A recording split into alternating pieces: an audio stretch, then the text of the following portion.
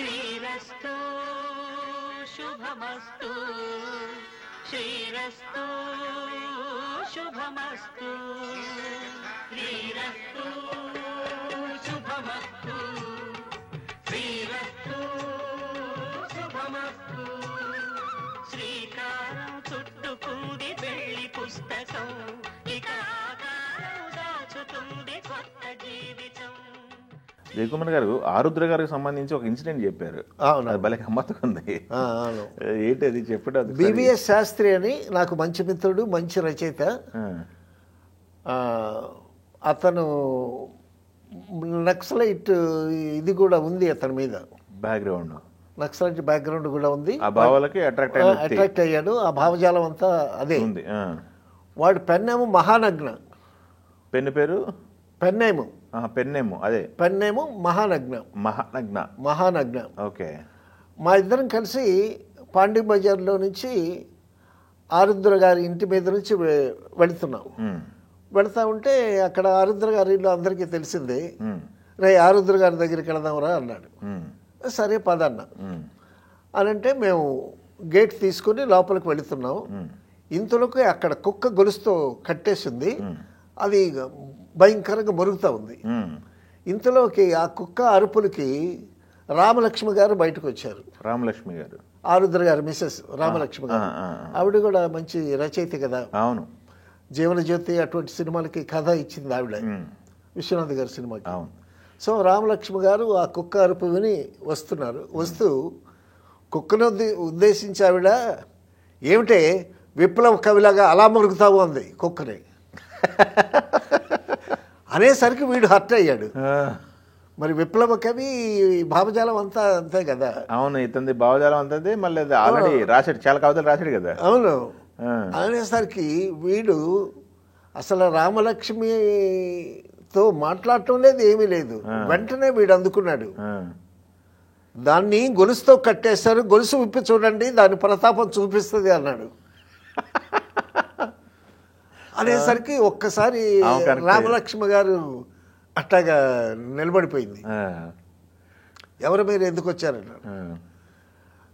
మేము ఆరుద్ర గారి కోసం వచ్చామండి అనేసరికి వెంటనే ఆవిడ ఇంకేం మాట్లాడకుండా ఆ గదిలో ఉన్నాడు, వెళ్ళండి అనేది. ఓకే.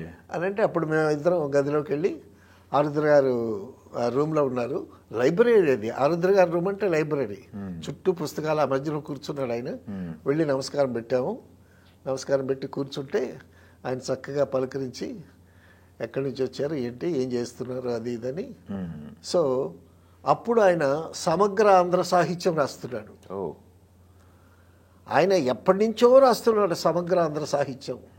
ఇట సినిమా పాటలు రాస్తూ ఆయన ఖాళీ దొరికినప్పుడల్లా సమగ్ర ఆంధ్ర సాహిత్యం రాస్తున్నాడు.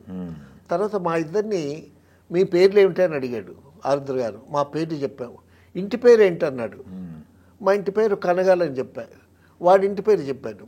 సో ఇంటి పేరుతో మా ఎన్సిస్టర్స్ వాళ్ళంతా, మా తాత ముత్తాతలు ఎక్కడుండేవాళ్ళు, ఆ పేరు ఎలాగొచ్చింది, మీ ఇంటికి ఎలాగొచ్చింది అని ఆ చరిత్ర అంతా చెప్పుకొచ్చాడండి. సో సమగ్ర ఆంధ్ర సాహిత్యంలో చాలా విషయాలు క్రోడీకరించాడు. ఈ మధ్యన మంగరాజు అని ఒక డబ్బింగ్ ఆర్టిస్ట్, నాకు మంచి మిత్రుడు. వాళ్ళ అమ్మాయి ఐఏఎస్కి ప్రిపేర్ అవుతుంది. ఆ అమ్మాయి చెప్పింది, ఆరుద్ర గారి సమగ్ర ఆంధ్ర సాహిత్యంలో మాకు 10 క్వశ్చన్స్ వచ్చాయంట. అంత గొప్ప గ్రంథం అది, సమగ్ర ఆంధ్ర సాహిత్యం. ఆరుద్ర గారి పేరు చెప్తే సమగ్ర ఆంధ్ర సాహిత్యం. గొప్ప వర్క్ చేశాడు ఆరుద్ర గారు. ఓకే. సివిల్స్ ప్రిపేర్ అవ్వాలనుకున్న వాళ్ళకి అదే డెఫినెట్గా చదవాలి. దాంట్లో 10 క్వశ్చన్లు అంటే మామూలు విషయం కాదు. డిసైడ్ ఫ్యాక్టర్ 10 క్వశ్చన్లు. అవునవును. ఓకే. ఆ విధంగా సో ఆరుద్ర గారు, రామలక్ష్మి గారు, మా మిత్రుడు బివిఎస్ శాస్త్రి చనిపోయి ఎక్కడున్నాడు కానీ ప్రతిసారి జ్ఞాపకం వస్తూ ఉంటాడు.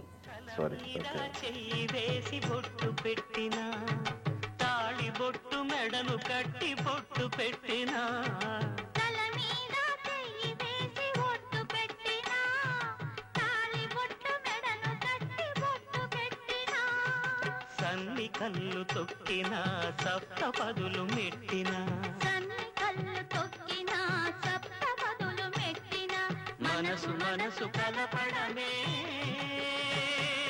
మంత్రం పరమార్థం శ్రీరస్తు శుభమస్తు